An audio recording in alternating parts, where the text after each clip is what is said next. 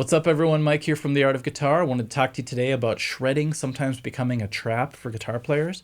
When I was younger, that's all I wanted to do was be the fastest guitar player out there. And looking back now, I realized that because of that, I let a lot of stuff fall to the side while I was trying to be the fastest player.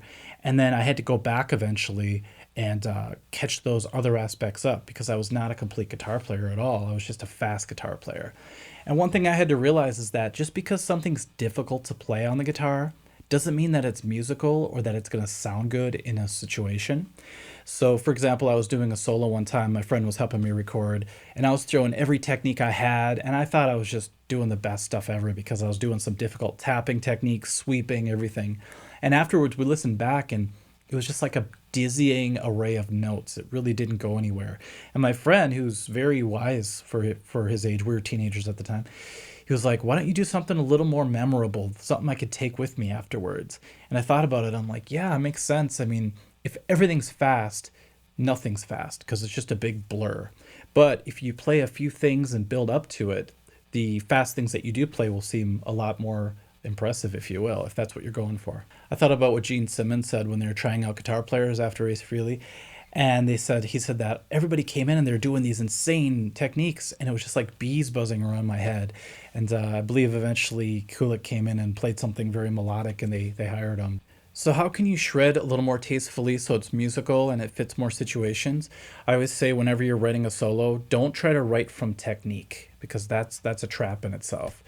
Instead, write with your ear. What I like to do is play the backing track that I'm about to solo to and actually listen and see what comes to me and then work out something from there. And you can come up with a melodic idea and then dress it up later with the shredding, which to me is kind of like the frosting at the end. You don't want to start with frosting. You want to build the solo, you want to build the cake, and then put the frosting on afterwards if it calls for it, if you really want it to be there.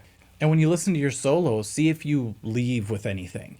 If you walk away and it was just a big blur of notes, then you may not have done what you wanted to do. Instead, if you walk away and a few parts stick with you and you find yourself singing along to it, that's usually a really good sign that you wrote a decent solo. And keep in mind that I'm not saying that playing fast does not equal being musical all the time. There are plenty of guitar players out there that could play really fast and still play musical. And if you listen to guys like Marty Friedman, Eric Johnson, those kind of guys, Yngwie Malmsteen, they could just play really fast. But if you slow down, I've done this before, if you take one of their solos and slow it down to where it's a little more digestible, you'll see that it's actually very melodic lines within that speed. Think about a guy like John Petrucci, who can just wail. He's like the shred king. One of my favorite solos by him is actually the first solo I ever heard by him, which was Pull Me Under when it first came out. And what I liked about it is, even though, like I said, he could shred all day, he slows down on that solo and he plays a very melodic part before he starts to do any shredding. So it goes something like this.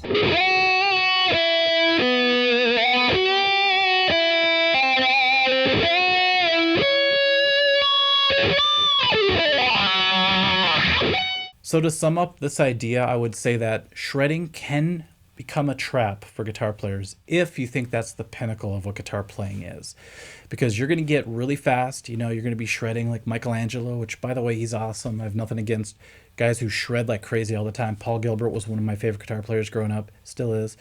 But eventually you will hit a wall and you'd be like, now what do I do? I can't go any faster. I mean, Paul Gilbert brought out the drill, so I guess that was an answer for that.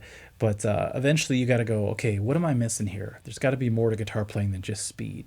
And then hopefully you'll find your way out of that and you can incorporate it with other things and make yourself a complete guitar player, which is my goal for you guys, of course.